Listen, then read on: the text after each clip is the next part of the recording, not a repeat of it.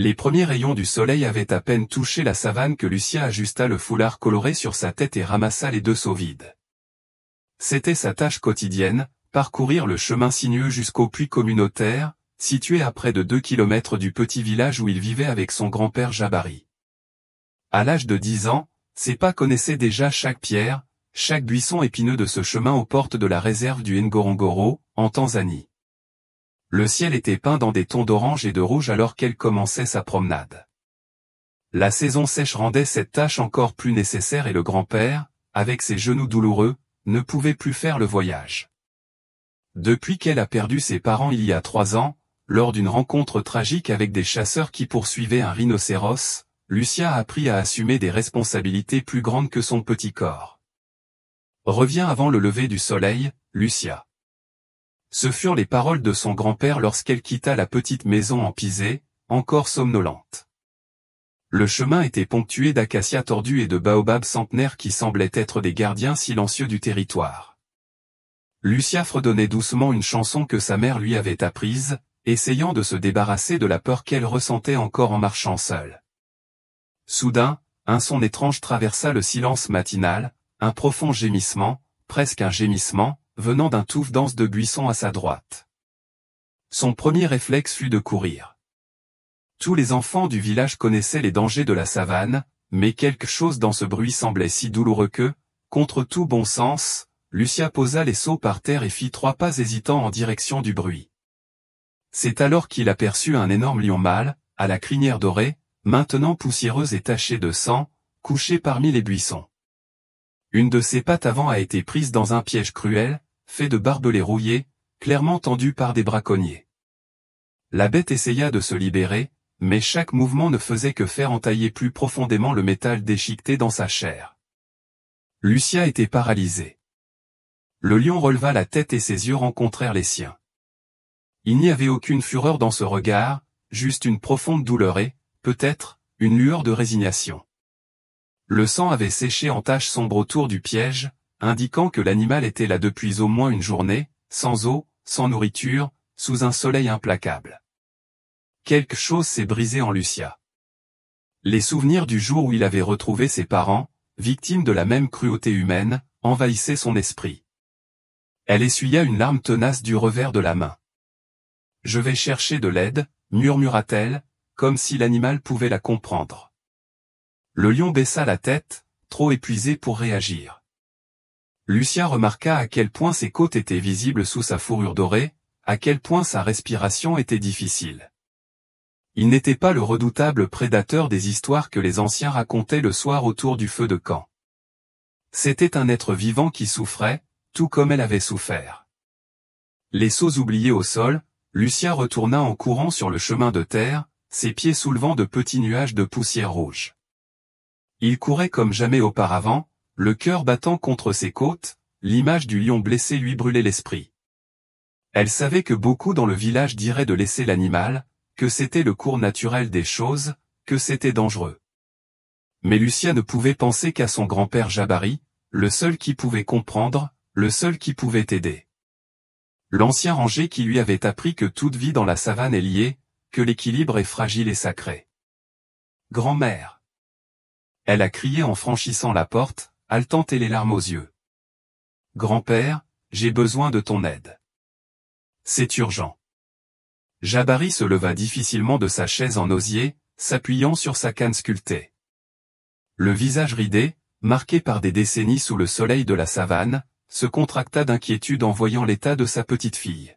« Que s'est-il passé, Lucia ? Où sont les seaux ? Demanda-t-il de sa voix grave, remplissant la petite pièce décorée de paniers tressés et de vieilles photographies. Les mots sortaient en torrent de la bouche de Lucia, tandis qu'elle décrivait le lion, le piège, le regard de l'animal. Ses petites mains faisaient des gestes frénétiques, imitant le fil enroulé autour de la patte du félin. « Est-ce pour ça que nous n'avons pas d'eau ? À cause d'un lion ?» Jabari passa une main dans ses cheveux grisonnants en soupirant profondément. « Lucia, un lion blessé est l'animal le plus dangereux de la savane. Nous ne pouvons prendre aucun risque.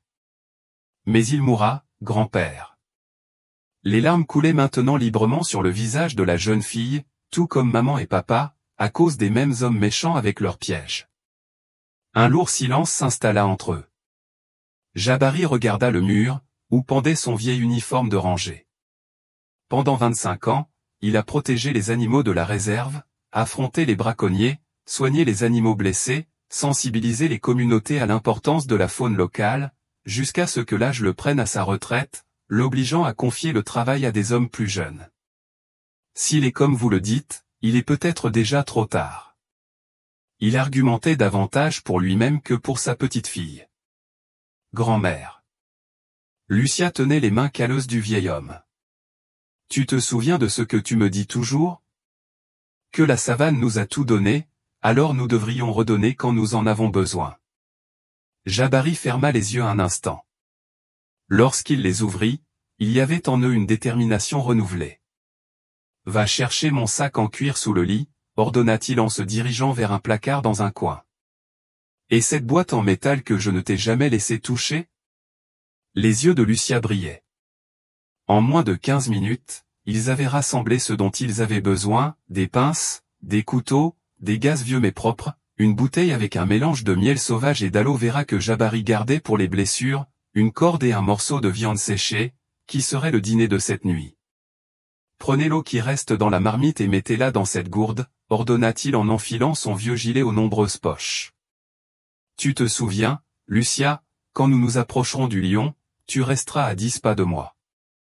Si je te dis de courir, tu cours sans te retourner, compris? Elle hocha la tête solennellement, même si dans son cœur elle savait qu'elle ne laisserait jamais son grand-père derrière elle. Le soleil était déjà haut lorsqu'ils arrivèrent sur place. De loin, ils virent que le lion s'était complètement couché, sa respiration visiblement plus faible. Des mouches bourdonnaient autour de la plaie. Il a l'air pire, grand-père, murmura Lucia, la peur l'emportant finalement sur sa détermination. Reste ici, murmura Jabari en lui tendant la canne. Puis, à sa grande surprise, il se mit à chanter doucement sur son île, une vieille mélodie qu'elle reconnaissait des nuits où il lui racontait des histoires sur les esprits de la savane. À pas lents, Jabari s'approcha du lion, chantant toujours. Le félin releva la tête avec effort, ses yeux mi-ouverts fixant l'homme. Un faible grognement s'échappa de sa gorge. « Ah, je sais que tu souffres, frère, dit Jabari d'un ton calme. Il ne reste plus que 2 mètres du prédateur. Nous ne sommes pas venus pour faire plus mal. » Avec des mouvements volontairement lents, il sortit la bouteille d'eau de son sac et en versa dans un bol peu profond qu'il posa au sol, en la poussant vers le lion avec une branche. L'animal avait l'air suspect, mais la soif parlait plus fort. Avec difficulté, il rampa les quelques centimètres nécessaires pour atteindre l'eau, la léchant goulûment. C'est vrai, bois, encouragea Jabari, profitant de la distraction pour se rapprocher. Le moment crucial est arrivé lorsque l'eau s'est épuisée. Jabari était désormais suffisamment proche pour examiner le piège. Le fil de fer barbelé entourait complètement la cheville de l'animal et plusieurs pointes métalliques avaient pénétré profondément dans la chair. « Lucia, j'ai besoin que tu viennes, mais lentement. Apportez le miel et la gaze. » La jeune fille hésita une seconde avant d'obéir, s'approchant comme si elle marchait sur des œufs. Le lion suivit son approche les yeux mi-clos, mais ne fit aucun mouvement pour attaquer. « Je vais couper le fil, » expliqua Jabari en retirant la pince. « Quand je l'ouvrirai, j'aurai besoin que tu ajoutes le miel tout de suite. » Ce furent les 30 minutes les plus longues de la vie de Lucia. Elle regardait avec fascination et terreur son grand-père travailler méticuleusement pour couper chaque boucle de fil. Le lion tremblait parfois ou émettait de faibles bruits de douleur, mais il semblait comprendre d'une manière primaire que ces humains essayaient de l'aider. Lorsque le dernier morceau de métal fut retiré, Jabari recula légèrement, laissant de l'espace à Lucia. Ses petites mains tremblaient alors qu'elle appliquait le mélange épais de miel et d'aloe vera sur les coupures profondes, dont certaines saignaient encore. Le miel l'empêchera de s'infecter, explique le grand-père, ravi de voir sa petite-fille faire preuve d'un tel courage. Et l'aloe vera soulagera la douleur. Une fois l'habillage improvisé terminé, ils ont laissé un morceau de viande séchée et encore de l'eau à côté du lion. L'animal, épuisé par la souffrance et l'intervention, se contenta de les regarder s'éloigner lentement. Est-ce qu'il survivra, grand-père? Demanda Lucia alors qu'il retournait au village, en s'arrêtant cette fois pour ramasser les seaux oubliés. Jabari regarda le ciel, où tournait un faucon pèlerin, puis la petite main de Lucia, entrelacée dans la sienne. C'est à lui de décider maintenant. Nous avons fait notre part. Mais il a perdu beaucoup de sang. Puis, voyant la tristesse dans les yeux de sa petite fille, elle a ajouté, mais il est jeune et fort. Les lions ont une résilience incroyable lorsqu'ils sont libres de guérir. Le lendemain matin, avant l'aube, Jabari trouva Lucia à la porte de la maison avec un petit paquet à la main. « Que penses-tu faire si tôt » a-t-il demandé, même s'il connaissait déjà la réponse. « J'ai besoin de voir s'il est vivant, grand-père, répondit-elle simplement, montrant qu'elle avait séparé davantage de viande séchée et un peu d'eau. Jabari se contenta de hocher la tête. Certaines leçons, il le savait, ne s'enseignaient pas avec des mots, mais avec le cœur. Et le cœur de sa petite fille avait déjà pris sa décision. Dans la semaine qui a suivi le sauvetage, la routine de Lucia a pris un nouveau sens. Chaque matin, avant le premier chant des oiseaux, elle se faufilait hors du lit avec un petit paquet de nourriture, des restes de viande qu'elle convainquait les voisins de céder, des fruits cueillis dans les arbres voisins et toujours une gourde remplie d'eau fraîche. Le troisième jour, il trouva le lion dans un nouvel endroit, à l'ombre d'un grand acacia, à environ 100 mètres de l'endroit où il avait été laissé. C'est bon signe, pensa Théel. Cela signifiait qu'il avait la force de bouger. Le bandage de fortune était tombé, mais à son grand soulagement, il n'y avait aucun signe d'infection dans la plaie. Le miel et l'aloe vera de son grand-père avaient bien fait leur travail. « J'ai apporté ton petit déjeuner, dit-elle doucement, maintenant la distance de sécurité que Jabari avait insisté pour qu'elle respecte. Le lion releva la tête, ses narines se dilatant à mesure qu'il sentait la viande.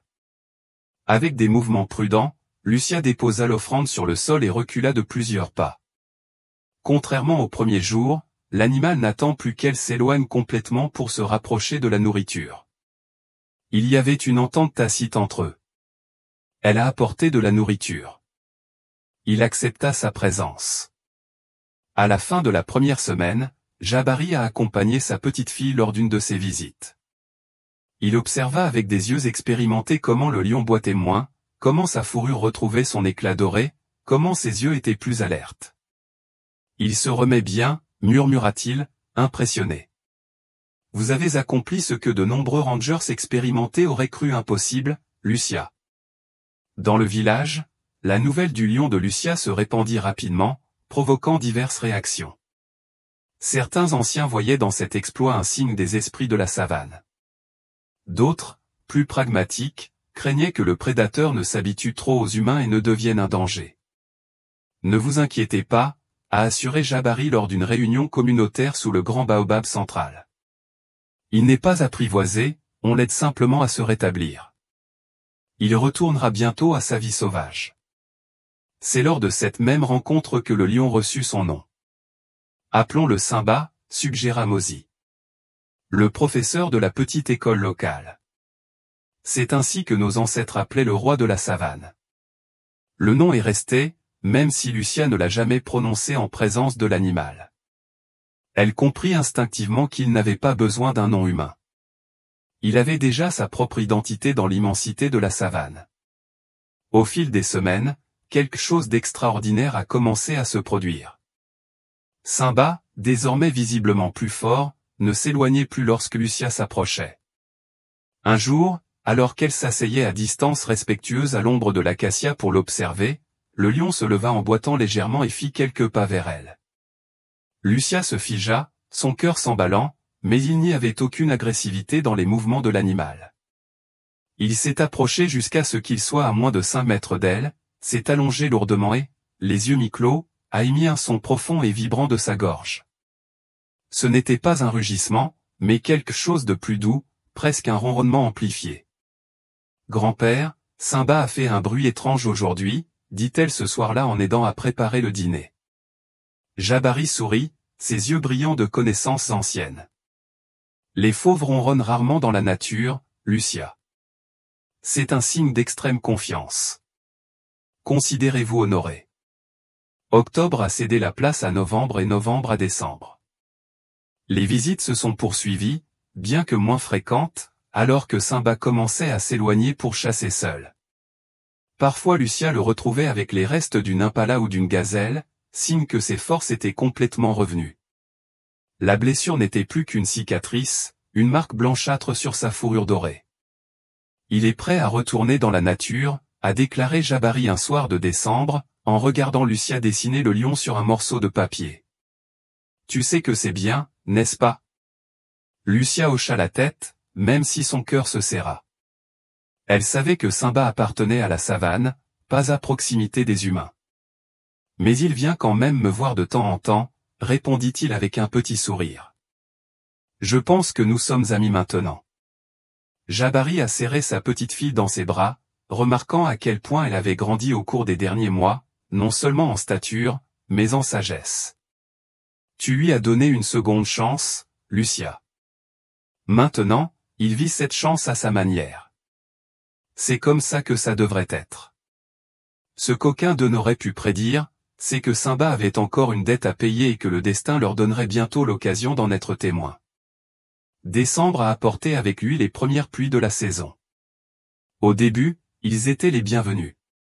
La terre sèche absorbait avidement l'humidité. Les fleurs sauvages ont germé pratiquement du jour au lendemain. Et le vert est revenu pour peindre le paysage. Mais au cours de la 3e semaine du mois, ce qui était une bénédiction s'est transformé en inquiétude. Les pluies ne se sont pas arrêtées. Jour après jour, l'eau tombait du ciel en rideaux denses, transformant les chemins de terre en boue glissante.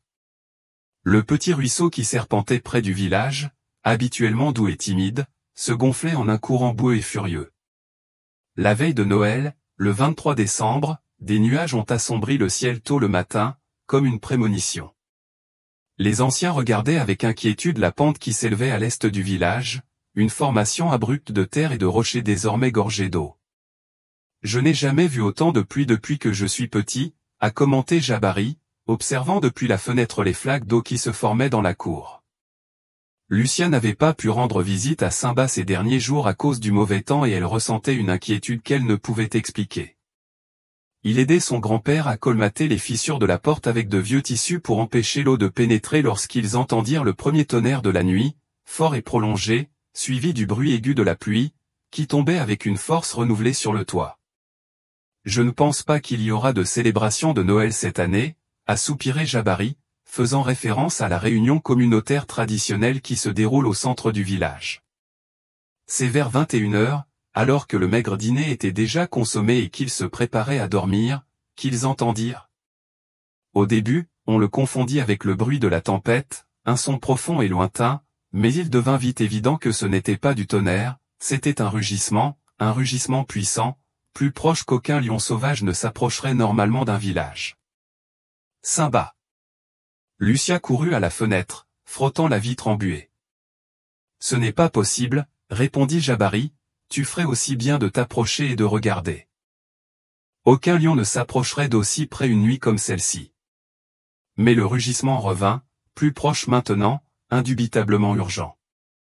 Ce n'était pas le rugissement territorial que les lions utilisaient pour délimiter leur espace ou intimider leurs rivaux. Il y avait quelque chose de différent, quelque chose de presque humain dans son insistance. Grand-père, c'est lui? J'en suis sûr.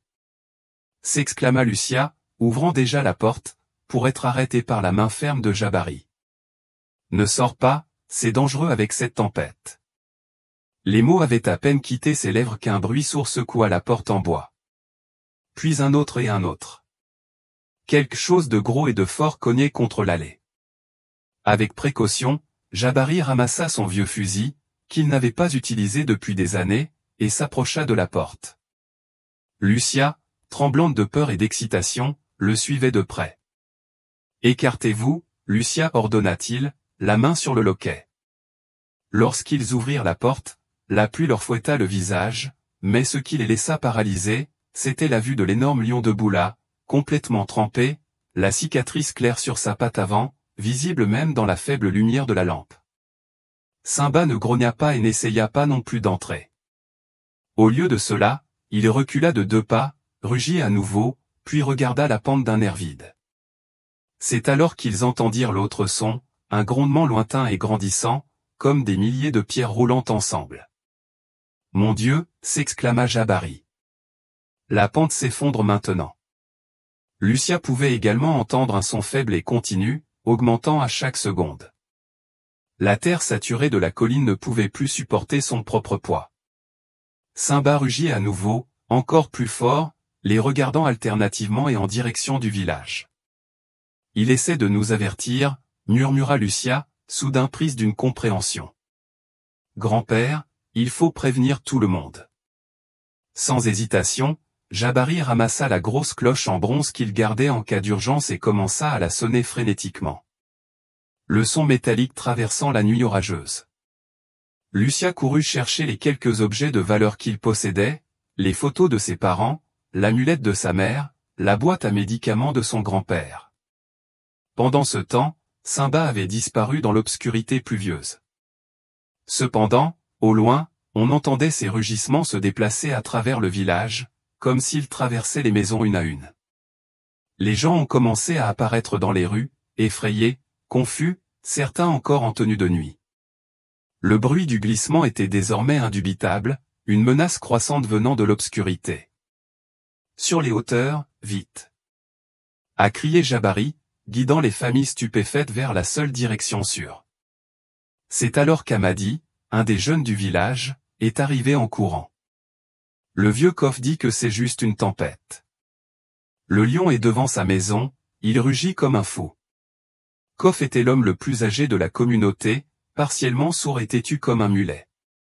Il vivait seul dans la maison la plus proche de la colline, refusant de vivre avec ses enfants en ville. « Je vais la voir », décida Jabari.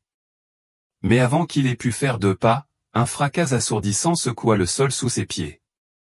La glissade avait commencé. Sur l'horizon sombre, il pouvait voir tout le flanc de la colline bouger. Une masse sombre de boue, de rochers et d'arbres déracinés, descendant sans pitié vers les maisons les plus proches de la colline. Parmi eux, Kof. S'accrochant au bras de Jabari, alors qu'il regardait impuissant la nature démontrer sa force dévastatrice, le rugissement de Simba traversa l'air une fois de plus, suivi de cris humains. Et puis, au milieu de la pluie et de l'obscurité, ils virent une scène incroyable, le lion et 2 jeunes garçons du village traînaient un corps dans la rue boueuse. C'était Kof, conscient mais clairement incapable de marcher par ses propres moyens. Le lion est entré par la fenêtre arrière et a renversé la porte intérieure avec le poids de son corps, a expliqué l'un des garçons, lorsqu'ils ont finalement rattrapé le groupe. Kof avait tellement peur qu'il a fini par nous entendre lorsque nous sommes arrivés pour le prévenir. La maison de Kof a disparu quelques secondes plus tard, engloutie par l'avalanche de boue. 4 autres maisons ont été détruites cette nuit-là, mais grâce à l'alerte précoce, aucune vie n'a été perdue. La communauté entière a réussi à se réfugier sur un terrain plus élevé, où l'école et la petite église locale serviraient d'abri temporaire. Dans la confusion de l'évacuation, sous la pluie incessante, Lucia perdit de vue Simba. Ce n'est que lorsque l'aube arriva enfin, révélant l'ampleur du désastre, les maisons détruites, les récoltes détruites, le paysage transformé par la boue, qu'elle le revit. Le lion se tenait au loin, à la limite entre le village et la savane, et regardait. Lorsqu'il aperçut le regard de Lucia, il se releva dans toute sa majesté, secoua sa crinière mouillée et poussa un dernier rugissement doux, comme un adieu, avant de se retourner et de disparaître dans les buissons. « Il nous a tous sauvés », murmura Lucia, ses larmes se mêlant à la pluie qui s'est finalement calmée. « Il a rendu l'appareil. » Jabari, serrant sa petite fille par les épaules, la palpait silencieusement, avec une nouvelle compréhension des liens invisibles qui unissaient toutes les créatures de la savane, remplissant son esprit.